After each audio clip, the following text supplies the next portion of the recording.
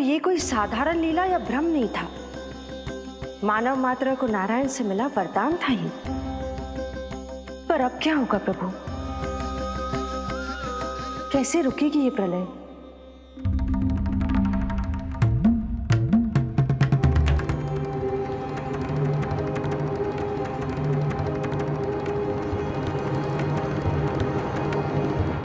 क्या सोच रहे हैं प्रभु? क्या आप रोकेंगे ये सब? नहीं प्रिय,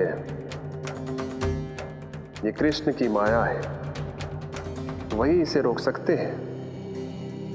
पर मैं अपने सखा से भेंट करने अवश्य जाऊंगा। पर पिछली बार की तरह बिना उपहार लिए नहीं।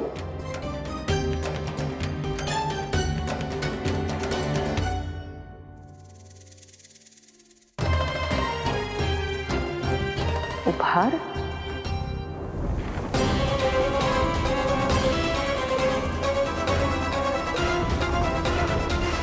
आप तो प्रलय का भी सामना करने के लिए तैयार थे ना भैया? अभी तो प्रलय भी नहीं आई और आपकी ये दशा हो गई। महाराज,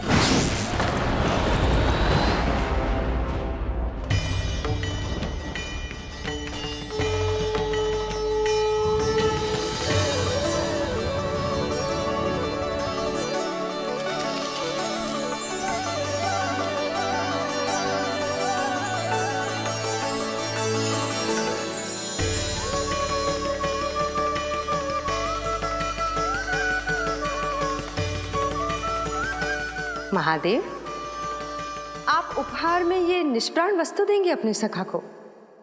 सही पहचाना देवी, पर उपहार देने से पहले इसे आकार दूंगा मैं, क्योंकि प्राण तो इसमें बाल कृष्ण ही भरेंगे।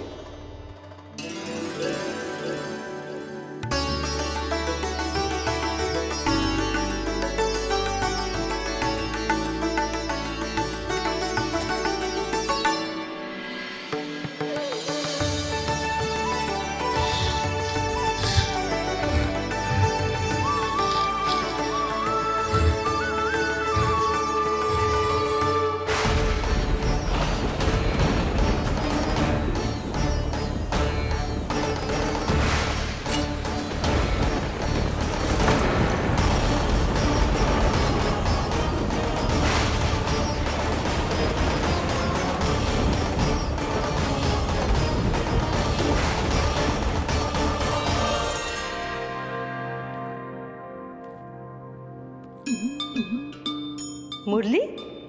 बस उन्हें मेरा उपहार अच्छा लगे। यदि यशोदा मैया ने आपको अपने सखा से मिलने से फिर से रोक दिया तो? इस बार चुपचाप छिपकर उनकी दृष्टि से बचकर जाऊंगा देवी पार्वती। उन्हें पता ही नहीं चलने दूंगा। संभालिएगा प्रभु, यदि यशोदा मैया ने आपको पकड़ लिया तो लेने के देने पड़ जाएंगे महादेव।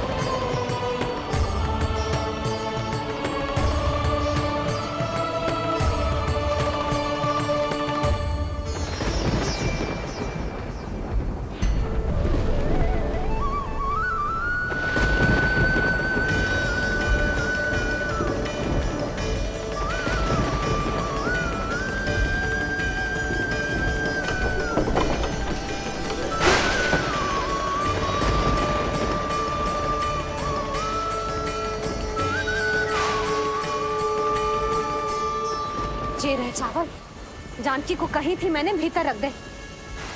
छोड़कर चली गई बाहर, कुछ याद ही ना रहते ऐसे।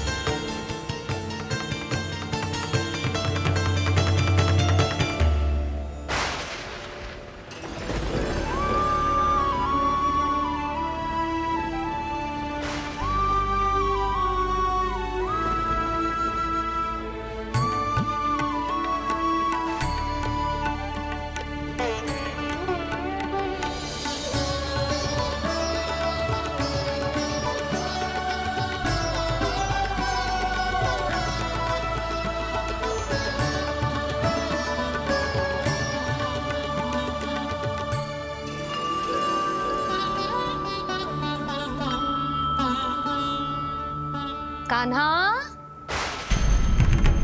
अंगूठा निकाल दे नन्ना, नहीं तो रुक जा, मुझे ही अंगूठा निकालना पड़ेगा तेरा। पूरे वस्त्र भीग गए मेरे, कहीं मेरे कारण इसका श्वास ना बिगड़ जाए।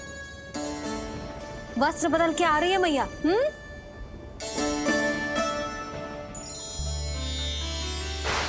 आ रही हूं।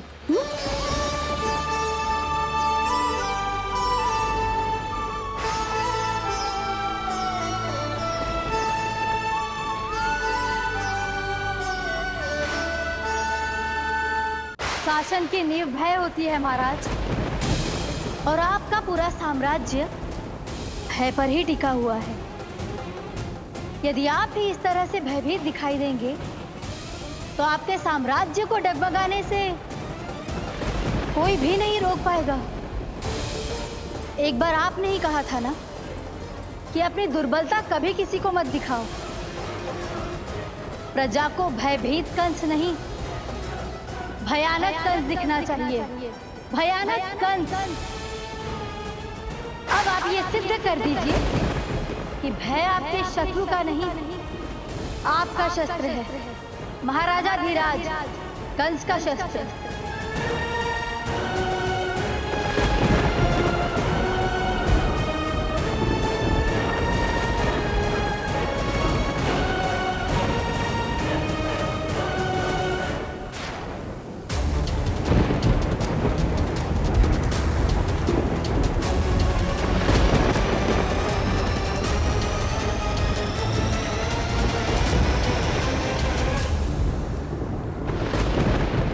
उससे क्या भयभीत होना जो स्वयं भयभीत हो, उससे क्या भयभीत होना जो स्वयं भयभीत हो।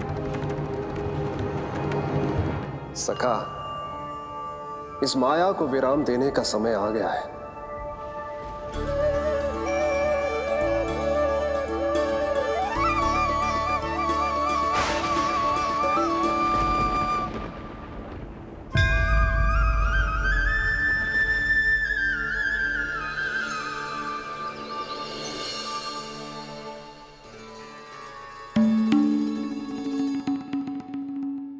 सभी आपके चरण धोकर उसका चरणामृत पीते हैं सखा, और आपने उसी चरण को अपने मुख में रख लिया। यही तो सखा, मैं इस तथ्य से चकित था, इसलिए सोचा एक बार अपने चरणामृत का स्वाद स्वयं भी चख ही लिया जाए। अब जो उपहार लाए हैं वो शीघ्र ही दे दीजिए। मैया ने आपको देख लिया तो आपको तो अनुभव है वो क्या क्या करने में सक्षम है। आपसे कुछ भी छुपाया नहीं जा सकता सखा।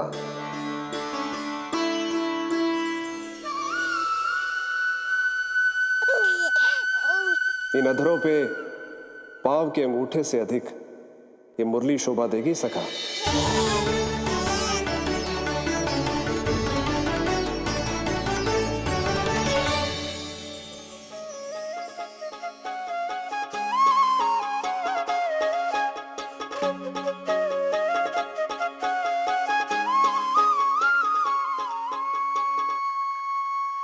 प्राण दे मोहे हाथ लगा के, हुई अमर स्पर्श जो पाके, काठी को जीवनमय कर दिया, मधुर हो गई सारी। मन प्रसन्न मेरा तन प्रसन्न, प्रभु आज से मुरली हुई है तुम्हारी। मन प्रसन्न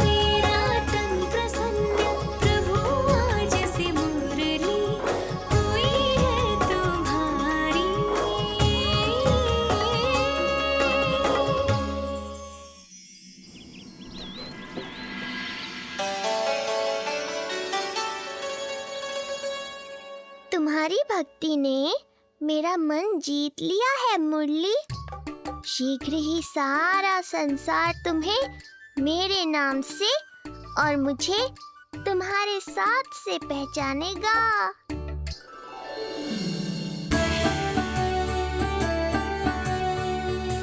प्रभु, मेरे प्रभु, इस अनमोल भेंट के लिए आपका बहुत बहुत धन्यवाद सखा।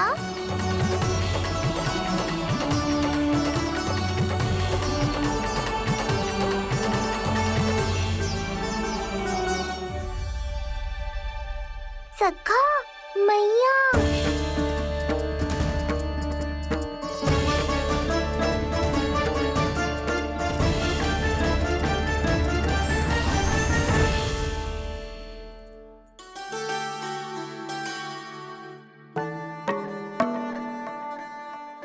अच्छा जी, तो तूने अपना अंगूठा मुंह से निकाल ही दियो।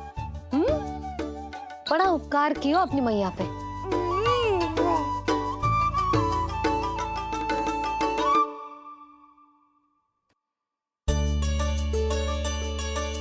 प्रभु, मैया ऐसा मत करो, मेरी मुरली वापस दे दो मुझे। जे कहाँ से आई? मेरे सखा ने उपहार में दी है। मैंने तो सोचा भी नहीं था मैया कि मेरे अंगूठा मुंह में लेने से इतना सब कुछ हो जाएगा। तेरे मुख पे छाई ये धृष्टता की छाया साक्षी है। ये जो भी हुआ, ये तुम दोनों, उस ऋषि गर्ग और तुम्हारे उस पुत्र का किया धरा है, जिसे तुमने मुझसे छुपा रखा है। जो स्वयं दूसरों का बुरा करते हैं, उन्हें सदैव यही लगता है कि उनके पीठ के पीछे उनके विरुद्ध कोई न कोई षड्यंत्र हो रहा है। मुझे तनिक भर भयभीत देखकर इतना साहस आ गया तुझमें कि मुझे प्रत्युत्तर देगी। लगता है तुम दोनों महाराज की तलवार के वार को भूल चुके हो। स्मरण करो, इतने वर्षों में इसने एक बार भी तुम्हें छुआ तक नहीं, लेकिन अनेकों बार तुम्हारे हृदय को रक्त रंजित कर चुकी है ये। मेरी इस तलवार ने तुम दोनों की 6 संतानों का रक्त चखा है, और अब एक और संतान के रक्त में स्नान करने वाली है ये। वो संतान जो गोकुल में पल रही है। बस कंस भैया, बस बस कंस भैया, बस बस कंस भैया, बस।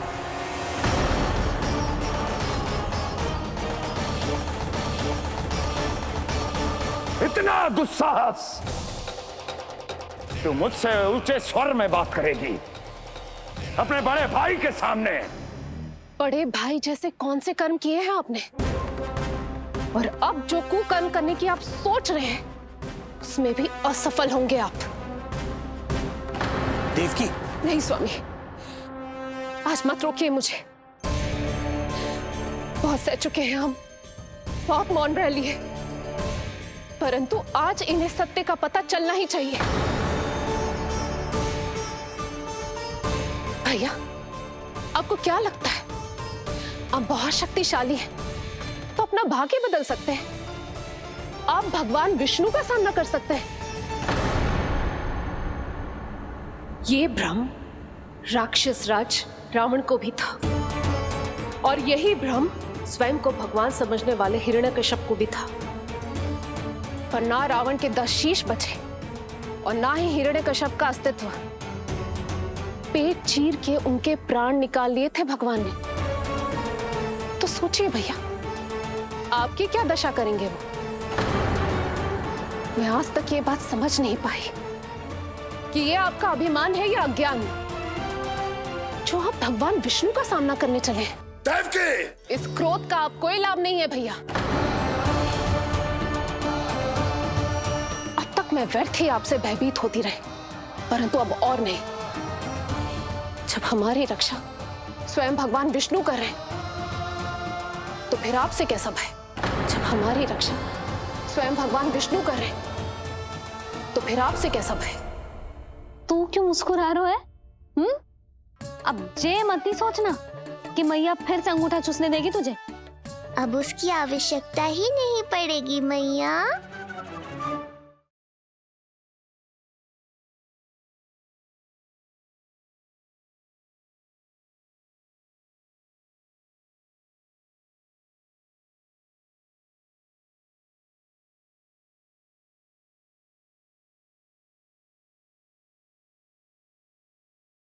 मेरे बारे में भी तो कुछ सोचिए प्रभु। 2 दिन से यहीं अटकी हूँ। अटकी नहीं हो मुरली, तुम तो लटकी हो।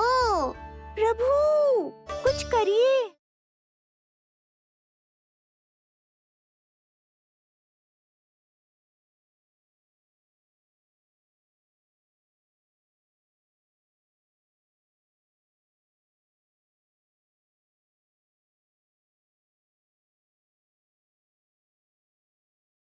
यशोमती मैया के नंद लाला।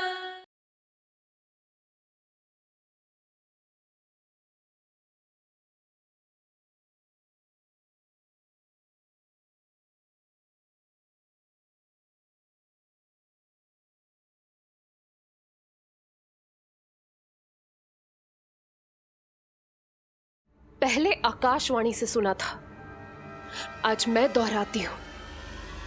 आपकी मृत्यु भगवान विष्णु के अवतार द्वारा ही होगी। आपकी मृत्यु भगवान विष्णु के अवतार द्वारा ही होगी। आपकी मृत्यु भगवान विष्णु के अवतार द्वारा ही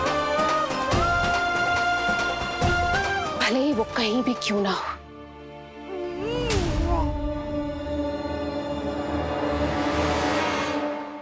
चाहे वो कहीं भी क्यों ना हो, मैं जानता हूं वो कहां है। देखी, तूने बहुत बड़ी भूल कर दी मुझे चुनौती देकर। मैं चाहूं तो अभी इसी क्षण तुम दोनों का वध कर दूं, किंतु नहीं।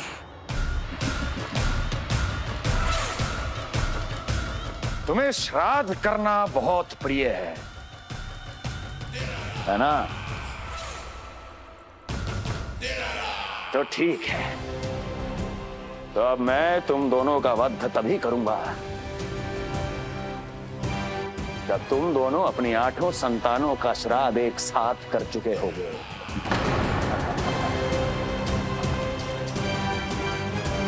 श्राद्ध की तैयारियां करो।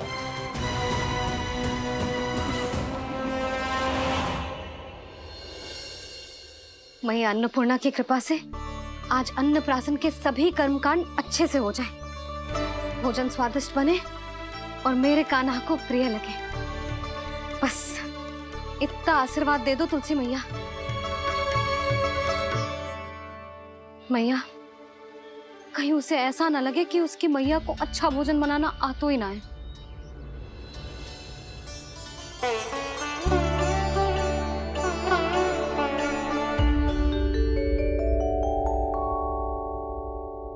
वाह मैया, इतने दिन तक तो कुछ खाने को दिया नहीं, और अब जब खाने का अवसर आया है तो व्यग्र हो रही हो। मेरे बारे में भी तो कुछ सोचिए प्रभु। 2 दिन से यहीं अटकी हूँ।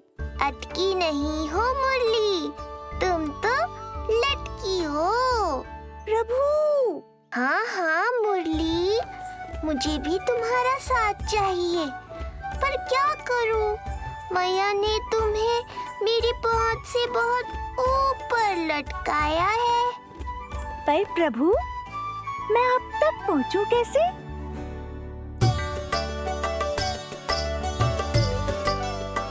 प्रभु सोचिए मत, कुछ करिए।